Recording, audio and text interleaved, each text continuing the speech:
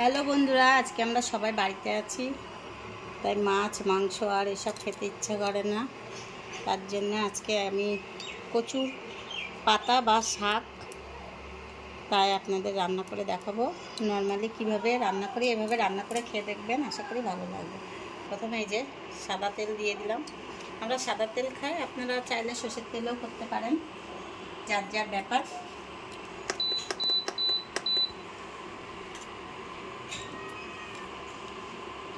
আর এই যে আমি এখানে কেটে রেখেছি কাঁচা লঙ্কা, পেঁয়াজ আর রসুন, আর এখানে কচুর শাক, মানে শাক বলতে পাতা যেটা। এবার আমি রসুনগুলি তেলের উপরে দিয়ে দিচ্ছি।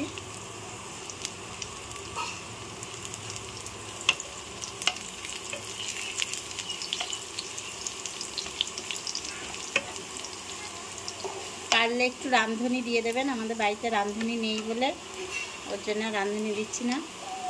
এবার দিয়ে দেব পেঁয়াজ কুচি।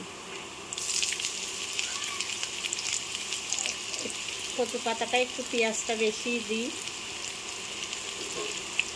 এবার আপনারা যদি পেঁয়াজ কম খান পেঁয়াজ কম দেবেন, আমরা একটু পেঁয়াজটা খাই ওর জন্য দিচ্ছি। এবার দিয়ে দেবো লঙ্কাগুলি।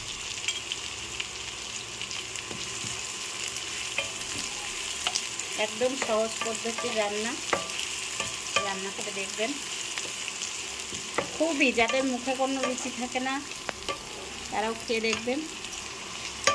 আমি বেশি ভাজবো না। এবার স্বাদ অনুযায়ী লবণ দিয়ে দিচ্ছি।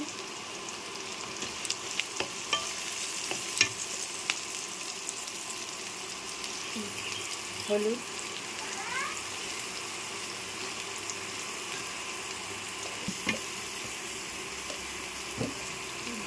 এবার একটু মিষ্টি দিয়ে দিচ্ছি।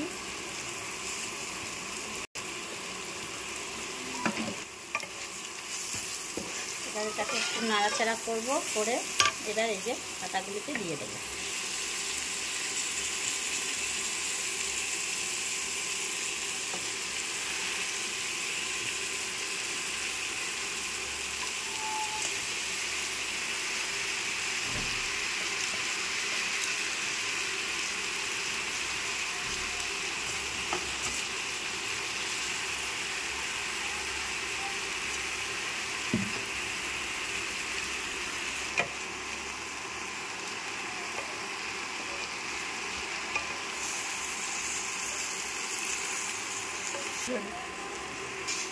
এবার আমি ঢেকে দিচ্ছি।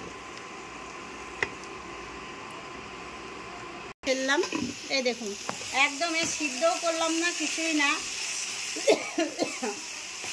সিদ্ধ মিদ্ধ আপনার কিচ্ছু করা লাগবে না, আঠা আঠা হয়ে যাবে।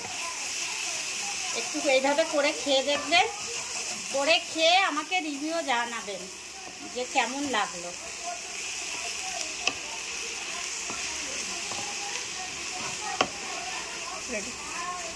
আর কে কোথা থেকে ভিডিওটা দেখছেন আমাকে কমেন্ট করে জানাবেন।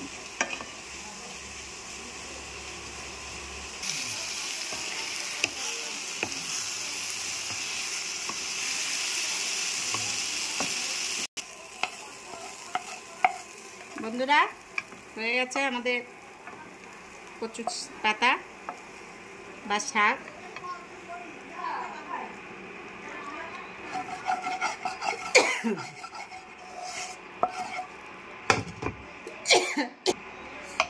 আপনারাও এইভাবে রান্না করে আমাকে কমেন্ট করে জানাবেন রেসিপিটা কেমন লাগলো আপনাদের, আর কে কোথা থেকে দেখছেন সেটাও বলবেন।